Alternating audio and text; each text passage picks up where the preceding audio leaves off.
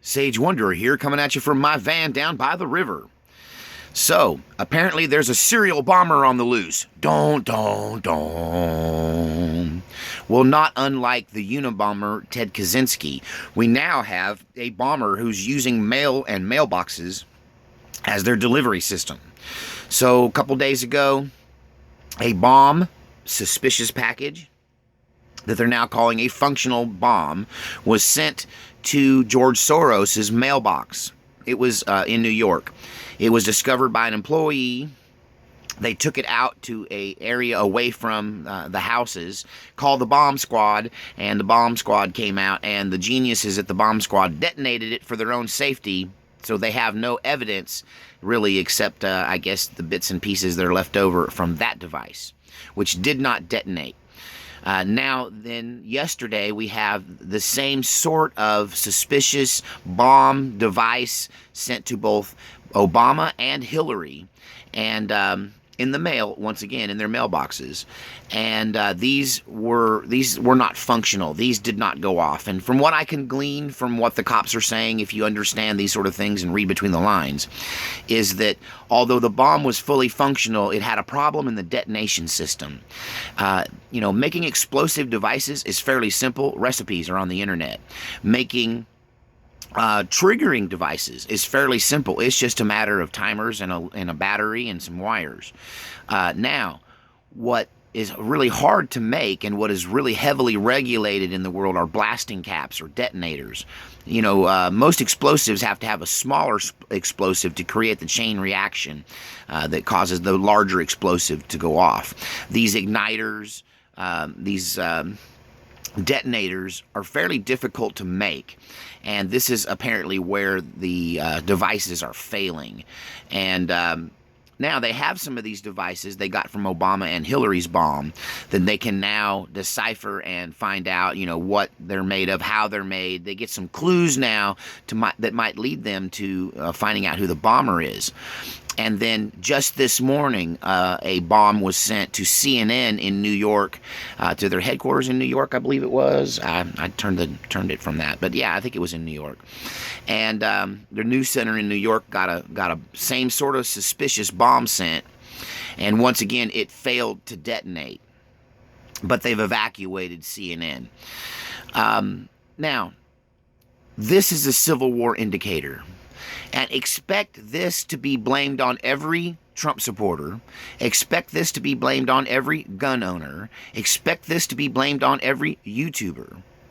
Whereas on the left, they've had successful murders of people on the right and attacks of people on the right and maimings of people on the right.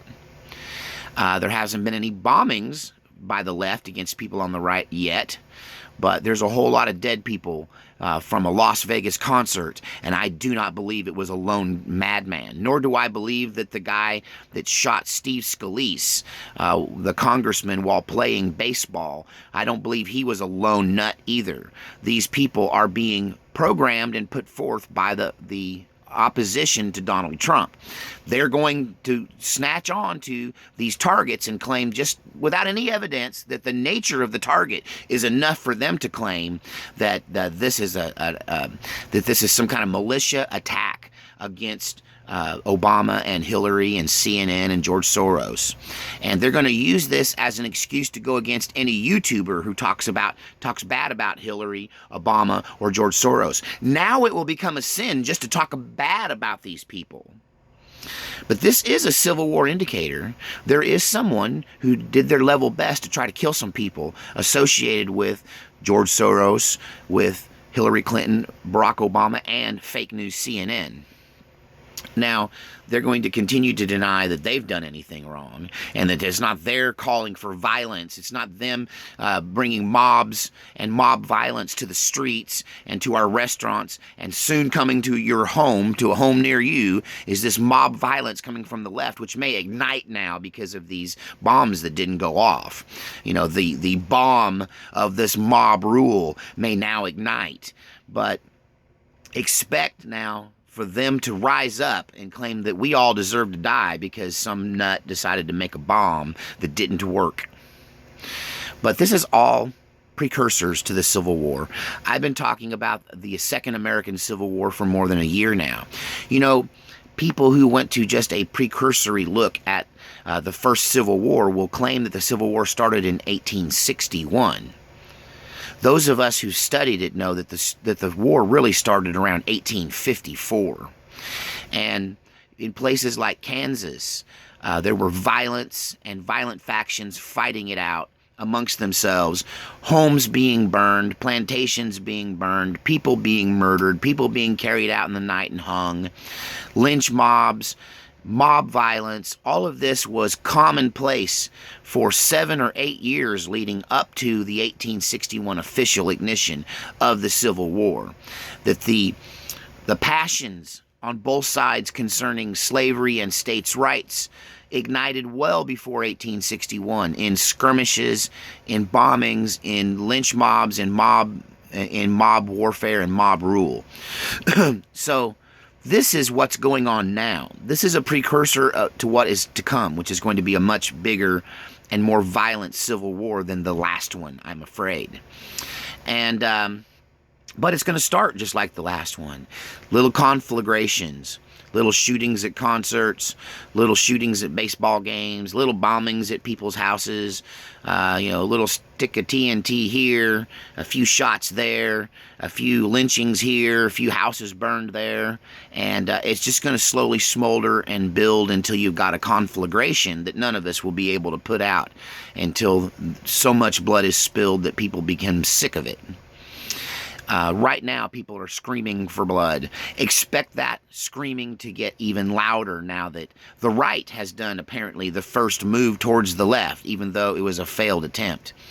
But if you want to know what right-wing attacks will look like, they won't be like the left attacks. They won't be random, based at unarmed people. They will be targeted towards the people that are running things like Obama and Hillary and Soros and these fake news outlets and these fake governors and congressmen and senators that are running our country into the ground. They're the ones that'll be targeted if the right ever rises up. Once again, I'm not calling for violence. This channel is all about just say no to violence. Pretty much any situation is better than open warfare. Open warfare in your own homeland is about the worst plague that anyone could ever wish on anything or anyone. It's just awful to even consider it.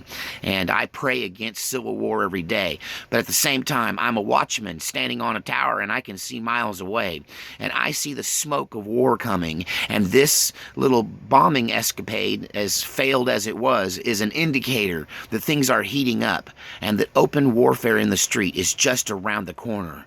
Pray for peace, but prepare for what is coming.